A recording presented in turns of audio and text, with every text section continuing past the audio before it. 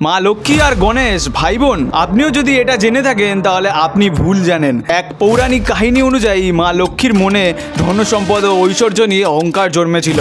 ভগবান বিষ্ণু তার অহংকার চূর্ণ করার জন্য বলেন, সকল গুণ থাকা সত্ত্বেও সন্তান না থাকলে একজন নারী অসম্পূর্ণ থেকে যায়।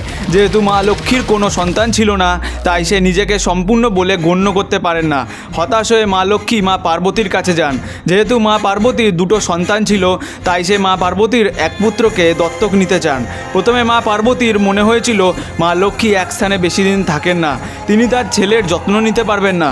কিন্তু মা লক্ষ্মী তাকে আশ্বাস দেন যে সে তার পুত্রের খুব যত্ন নেবেন। তাই মা পার্বতী তার পুত্র গণেশকে দত্তক দিতে রাজি হন। তাই মা লক্ষ্মী গণেশকে তার সব কৃতিত্ব আর সমৃদ্ধি প্রদান করেন আর বলেন, যারা ধন সম্পদের জন্য মা লক্ষ্মীর পূজা করেন তাদেরকে আগে গণেশের পূজা করতে হবে, তাহলে মা লক্ষ্মীর আশীর্বাদ পাওয়া যাবে না। কমেন্টে লিখুন জয় মা লক্ষ্মী, জয় শ্রী গণেশ।